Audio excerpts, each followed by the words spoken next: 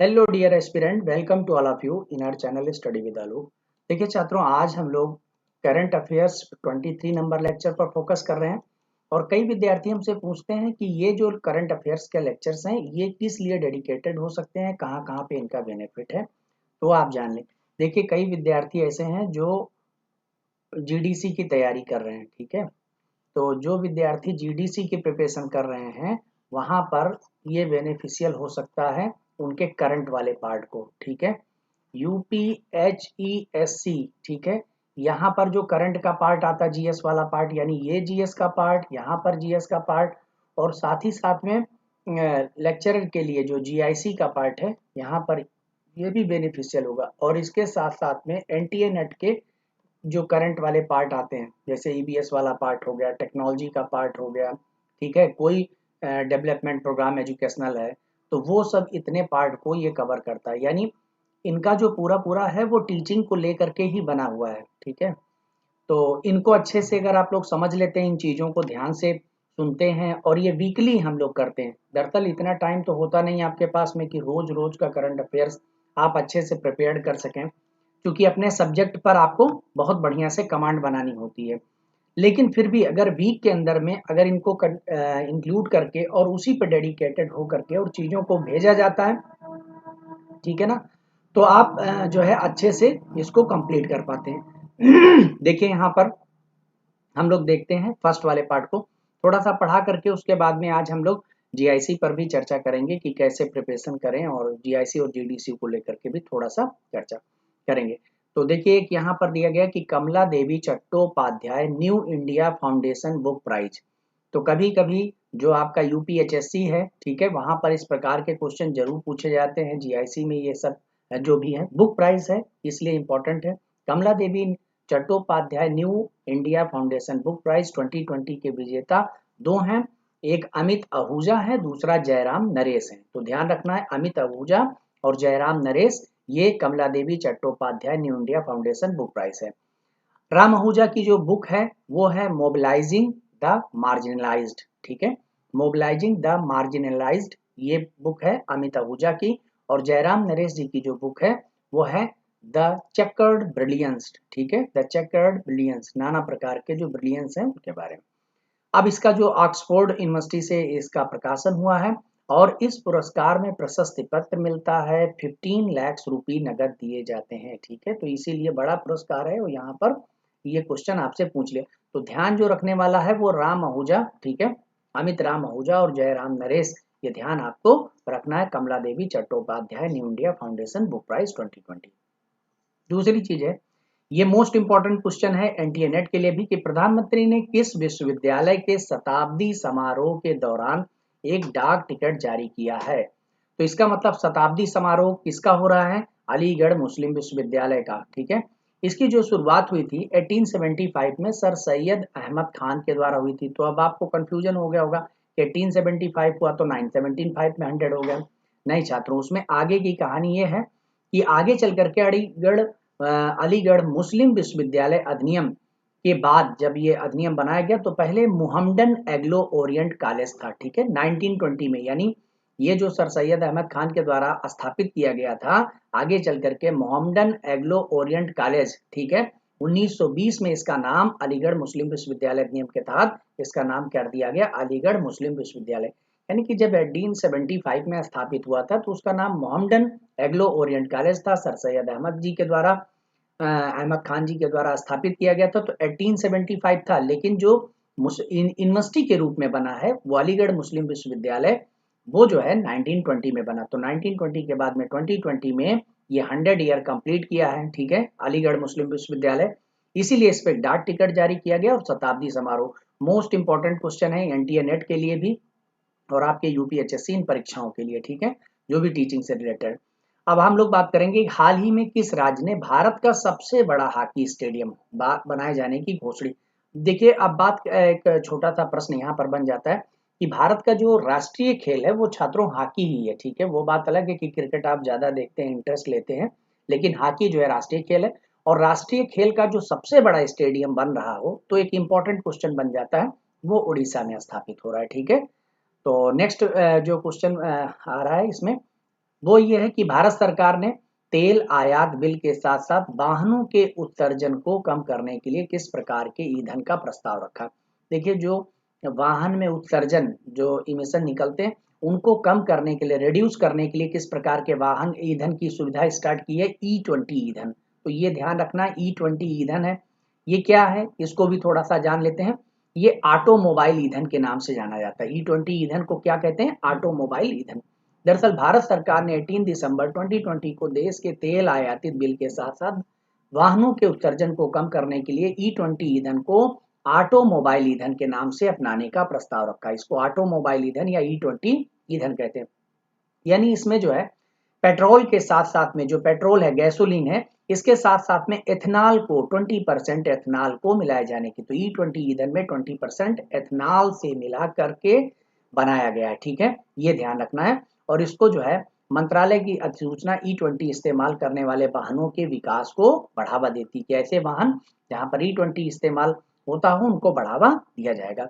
सरकार के इस कदम से हाइड्रोकार्बन, जो कार्बन डाइऑक्साइड है, इनके सबके उत्सर्जन को कम करने में मदद करेगी। क्योंकि भारत के अंदर में क्या है, देखिए, एक लांसेट रिपोर्ट है। अब ये उत्सर्जन जो हो रहा है, वायु प्रदूषण को पूरा का पूरा जो बढ़ावा, तो लांसेट रिपोर्ट ये किससे संबंधित, लांसेट जो है ये रिपोर्ट, ये वायु प्रदूषण को वैश्विक लेवल पर मेजर करती है। और लांसेट रिपोर्ट के अनुसार इस मुद्दे के कारण भारत में 1.7 मिलियन, ठीक है, 1.7 मिलियन लोगों की मृत्यु हुई है। ये 2019 का डेटा है छात्रों, 2019 का आंकड़ा बनाया गया था। लेटेस्ट रिपोर्ट अभी आई हुई है। ठीक है, कि एक 1.7 मिलियन लोग सिर्फ और सिर्फ किसके कारण मर गए, वायु प्रदूषण के कारण मर गए। तो लांसेट रिपोर्ट, और इसीलिए सरकार ने एथेनॉल E20 ईंधन को दिया ऑटोमोबाइल ईंधन के नाम से। और सकल घरेलू उत्पाद का 1.4 आर्थिक नुकसान हुआ। ठीक है, तो सकल घरेलू उत्पाद यानी जीडीसीपी, जो जीडीपी है, उसका 1.4% नुकसान भी हुआ। 1.7 मिलियन पीपल डेथ हुई। कारण क्या रहा, वायु प्रदूषण। ठीक है, एयर पॉल्यूशन के कारण। तो ये ध्यान रखिएगा। और लांसेट रिपोर्ट जो है वो एयर पॉल्यूशन को मेजर करने का काम करती है। नेक्स्ट देखिए, इसमें अगला जो इम्पोर्टेंट है आपके लिए न्यूज, वो ये कि हाल ही में खबरों में चल रहा ब्रह्मपुत्र आमंत्रण अभियान। ठीक है, ब्रह्मपुत्र आमंत्रण अभियान, ये किन दो देशों, किन दो राज्यों के बीच में आयोजित किया जा रहा है। तो ब्रह्मपुत्र नदी अगर देखा जाए तो अरुणाचल प्रदेश से भारत में प्रवेश करती है यांग्याप दर्रे से। ठीक है, यांग्याप जो पासेज है दर्रे, और उसके बाद में फिर असम से मुलाकात करती है। तो अरुणाचल प्रदेश और असम, ये दोनों का ज्वाइंट जो है प्रोग्राम जो है चल रहा है, ब्रह्मपुत्र आमंत्रण अभियान। ठीक है, तो इंपॉर्टेंट है, छोटे छोटे क्वेश्चन है लेकिन आपके लिए इंपॉर्टेंट। अमित शाह ने, ठीक है, किस राज्य में न्यू मेडिकल कॉलेज की आधारशिला, तो नए मेडिकल कॉलेज की आधारशिला अभी असम गुवाहाटी में रखी गई है। ये इंपॉर्टेंट है, मतलब ज्यादा इंपॉर्टेंट नहीं क्वेश्चन। नेक्स्ट देखेंगे, राष्ट्रपति रामनाथ कोविंद साहब, ठीक है, ये किस केंद्र शासित प्रदेश में विकास परियोजनाओं का शुभारंभ किया, यानी कि प्रेसिडेंशियल एरिया में कहां पर, कौन सा जो केंद्र शासित प्रदेश है वहां पर जो है विकास प्रोजेक्ट को स्टार्ट किया, तो दीव में, जो दमन दीव है, दीव में इसको स्टार्ट किया गया है। नेक्स्ट है, हाल ही में न्यू भावपुर न्यू खुर्जा, ठीक है, खुर्जा से भावपुर के बीच में कनेक्शन करने वाला सेक्शन का उद्घाटन किया। यानी एक ऐसा रेलवे कॉरिडोर है जिसकी स्थापना की गई है। और ये कहां पर स्थापना की गई है, यानी कैसा सिग्नल जहां से पूरी की पूरी चीजें लोकेट होंगी। ठीक है, रेलवे ट्रैक को किया जाएगा, वो प्रयागराज में स्थापित हुआ। तो ये आपके यूपीएचएससी के लिए बहुत ही इंपॉर्टेंट है। New Bhavpur new Khurja section का उद्घाटन प्रयागराज इलाहाबाद में किया गया। ठीक है, और किस केंद्रीय मंत्रालय ने कौन से स्वच्छता अभियान मोबाइल एप्लीकेशन लॉन्च किया। देखिए, नाम जब स्वच्छता अभियान की बात आ जाती है तो स्वच्छता मंत्रालय, इस तरह की आप मतलब इस तरीके से आपको हेल्थ मंत्रालय ऐसा नाम आ जाता है आपके दिमाग में। ठीक है, लेकिन स्वच्छता अभियान जो मोबाइल एप्लीकेशन है, ये आपके नेट के लिए भी जरूरी है। क्योंकि आप लोगों को पता होगा कि अब उसमें यूनिट 9 जो आईटी से जुड़ी हुई है, साथ ही साथ में इंफॉर्मेशन टेक्नोलॉजी, सूचना प्रौद्योगिकी, ये वाले जो पार्ट आते हैं वहां से आते हैं। तो स्वच्छता अभियान जो मोबाइल एप्लीकेशन लॉन्च किया है, वो किसने लॉन्च किया है, सामाजिक न्याय और अधिकारिता मंत्रालय। तो मोस्ट इंपॉर्टेंट है, ये आपको क्वेश्चन मिल सकता है। ठीक है, कि स्वच्छता अभियान मोबाइल एप्लीकेशन किसने लॉन्च किया है, सामाजिक न्याय और अधिकारिता मंत्रालय। और नेक्स्ट देखेंगे कि कौशल विकास मंत्रालय, जो कौशल विकास मंत्रालय द्वारा लॉन्च किए गए ऑनलाइन लर्निंग प्लेटफॉर्म, कि ऑनलाइन लर्निंग करने का जो प्लेटफॉर्म है उसका नाम क्या रखा गया, भारत स्किल। ठीक है, तो भारत स्किल नाम से ऑनलाइन लर्निंग प्लेटफॉर्म है, ये भी इंपॉर्टेंट है। सूचना और प्रौद्योगिकी ई लर्निंग की बात है तो ये क्वेश्चन आपके लिए इंपॉर्टेंट हो सकता है।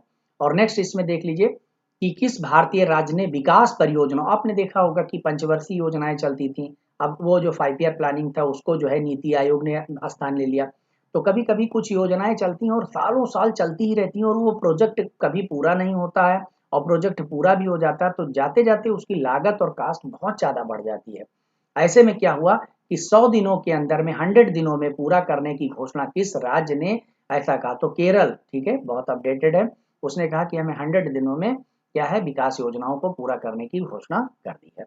नेक्स्ट देखिए इसमें एक अगला है कि प्रधानमंत्री नरेंद्र मोदी ने दिल्ली मेट्रो की किस लाइन पर भारत की पहली ड्राइवरलेस मेट्रो सेवा, तो इंपॉर्टेंट है कि ड्राइवरलेस, उसमें ड्राइवर नहीं रहेंगे, सब कुछ जो है बाहर से ऑपरेट किया जाएगा। तो ड्राइवरलेस मेट्रो जो सेवा की शुरुआत की गई है वो मैजेंटा लाइन पे स्टार्ट की गई है, ठीक है, तो मैजेंटा लाइन पे दिल्ली मेट्रो में स्टार्ट की गई। और किस देश ने चंद्रमा पर परमाणु रिएक्टर, तो परमाणु रिएक्टर से संबंधित है, इंपॉर्टेंट क्वेश्चन है कि परमाणु रिएक्टर चंद्रमा पर स्थापित करने की योजना कौन बना रहा है, अमेरिका बना रहा है, ठीक है, तो इंपॉर्टेंट है कि परमाणु परमाणु जो रिएक्टर को चंद्रमा पर स्टैब्लिश करने का काम अमेरिका के द्वारा किया जा रहा है। और स्काई रूट एरो स्पेस ठोस ईंधन वाले रॉकेट इंजन का सफलतापूर्वक परीक्षण किया गया, इसका नाम क्या रखा गया, कलाम 5, ठीक है, तो इंपॉर्टेंट है कलाम 5 के नाम से अभी इसरो ने क्या किया, स्काई रूट एरोस्पेस, ये जो है ठोस ईंधन रॉकेट जो है सफलतापूर्वक परीक्षण किया। साथ ही साथ में एक इंपॉर्टेंट क्वेश्चन, बहुत ही मोस्ट इंपॉर्टेंट है कि भारतीय नौसेना जो पोत है, ठीक है, इसने किस देश की नौसेना के साथ में दक्षिणी चीन सागर में पैसेज अभ्यास, ठीक है, तो ये कभी कभी आता है पासेज या पैसेज लिखा रहता है, पैसेज अभ्यास जो पासेज एक्सरसाइज है ये किसके साथ में, दक्षिणी चीन सागर के अंदर में जो किया गया है छात्रों, वो वियतनाम के साथ में किया है। वैसे पासेज के साथ में ऑस्ट्रेलिया भी कर रहा है, लेकिन वो दक्षिणी चीन सागर जब भी पूछा जाएगा, ठीक है, कि दक्षिणी चीन सागर में कौन कर रहा है, तो वो वियतनाम के साथ में अभी रिसेंटली स्टार्ट किया गया, तो मोस्ट इंपॉर्टेंट है, इसको ध्यान रखिएगा। और भारत की 100वीं, ठीक है, 100वीं किसान रेल को महाराष्ट्र और किस राज्य के बीच में हरी झंडी, तो 100वीं किसान रेल, ये इंपॉर्टेंट है, 100 नंबर की किसान रेल महाराष्ट्र और वेस्ट बंगाल के बीच में स्टैब्लिश की गई है, मोस्ट इंपॉर्टेंट है, 100 किसान रेल महाराष्ट्र और वेस्ट बंगाल के अंदर में की गई है। और एक चीज इसमें यह भी है कि भारत सरकार ने फलों और सब्जियों को, जो फल ले जाने हैं, सब्जी ले जाने के स्थान पे, इनके परिवहन पर 50% की सब्सिडी भी दी है, तो वो काफी इंपॉर्टेंट है, 50% की सब्सिडी मिली है।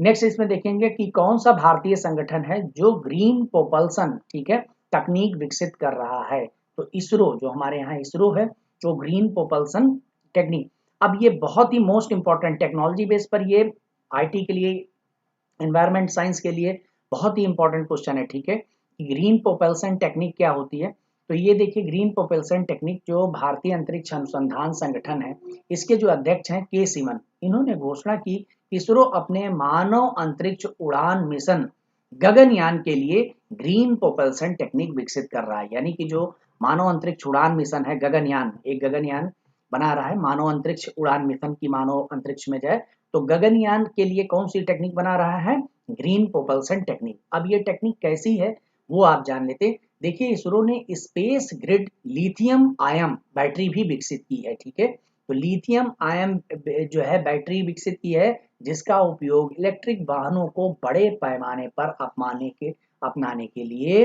इस्तेमाल किया जाएगा। यानी अब ऐसी ट्रिक है कि जिसके माध्यम से लिथियम आयन बैटरी जो होगी वो इलेक्ट्रॉनिक वाहनों को बड़े पैमाने पर हम लोग ज़्यादा देर तक चला सकेंगे, ठीक है, तो ये सब ट्रिक है जिससे क्या है कि धीरे धीरे पॉल्यूशन को कम करने की ये कवायद शुरू की गई है। और किस नगर निगम को, इंपॉर्टेंट क्वेश्चन है, कि देश का सबसे अच्छा प्रदर्शन करने वाले नागरिक निकाय के रूप में चुना गया है। सबसे बढ़िया परफॉर्मेंस जो नगर निगम है, ठीक है, वो कौन है, विशाखापट्टनम।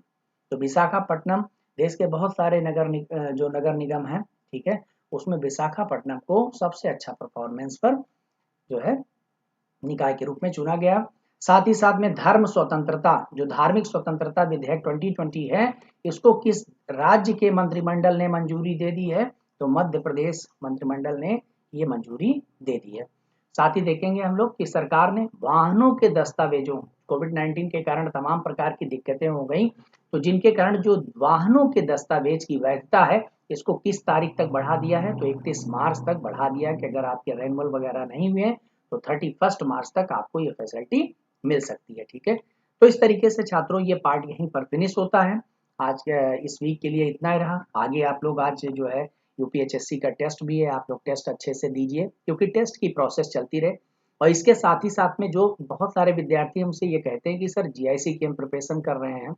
देखिए, जो भी विद्यार्थी हमारे यहाँ यूपीएचएससी की प्रिपरेशन कर रहे हैं यानी सोशियोलॉजी और एज वेल एज जीएस दोनों पढ़ रहे हैं, तो ऑटोमेटिकली जो ये पार्ट हैं जैसे जीआईसी का पार्ट हो गया वो कवर हो जाता है। बाई चांस कोई ऐसा विद्यार्थी है जो नेट नहीं पास है या पीएचडी नहीं है, वो केवल पीजीटी की प्रिपरेशन कर रहा है और साथ ही साथ में चाह रहा है कि जीआईसी की भी प्रिपरेशन करे, तो उसके लिए जीएस की अलग से क्लासेस चलती हैं, पूरी की पूरी कंप्लीट क्लासेस चलती है। देखिए, जो हमारी करंट अफेयर्स की क्लासेज है वो तो इस पे अवेलेबल हो जाती हैं, वीकली आपको मिलती रहती हैं। ठीक है, संडे को संडे टू संडे हम लोग वीकली करंट अफेयर्स करते रहते हैं, वो आपको यहाँ पर अपने चैनल पर अवेलेबल हो जाती हैं। ठीक है, फ्री ऑफ कास्ट, उसके लिए कोई चार्ज नहीं है। लेकिन आपको जो आपको जीएस के अदर पार्ट है जैसे history, geography, polity, science, economics, environmental science, इनका सबका एक पैकेज जो है चल रहा है। ठीक है, और वो वीकेंड पैकेज चलता है यानी फ्राइडे सैटरडे को चलता रहता है। तो अगर आप लोग इंटरेस्टेड है तो वहां भी उसको भी पता कर सकते हैं। ठीक है, मैडम से बात करके और वो पता कर सकते हैं कि आपको किस तरीके से उसमें, तो इससे क्या होगा कि पीजीटी में आपका जो सोशियोलॉजी का पार्ट है वो आपको ऑटोमेटिक तैयार हो रहा है। आप जीएस वाले पार्ट को अपने साथ में इसकी तैयारी कर सकते हैं पूरे कंप्लीट पैकेज के साथ में। और जो विद्यार्थी यूपीएचएससी की कहीं ना कहीं प्रिपरेशन कर रहे हैं उनको कुछ नहीं करना है, वो अपने आप ऑटोमेटिकली करते रहे। बस एक थोड़े से पार्ट में एक्स्ट्रा आता है, जैसे जीडीसी को लेकर के आप देखिए साइंस आता है, जीआईसी को लेकर के साइंस वाला पार्ट आता है। ठीक है, तो जब हम यूपीएचएससी वाला जो पार्ट है जिसमें साइंस केवल नहीं आती, बाकी सब चीजें आती हैं, तो जब वो पार्ट हम फिनिश कर लेंगे अपना यूपीएचएससी का पार्ट, देन आफ्टर उसके बाद में हम लोग साइंस की क्लासेज यानी बायोलॉजी, केमिस्ट्री और फिजिक्स की भी क्लासेज जो जनरल स्टडी के सामान्य अध्ययन के बेस पे उनको हम लोग कवर करेंगे। बाकी तो चीजें चलती रहती हैं। थैंक यू छात्रों, नव वर्ष मंगलमय हो। आप सभी लोगों को ढेर सारी शुभकामनाएं।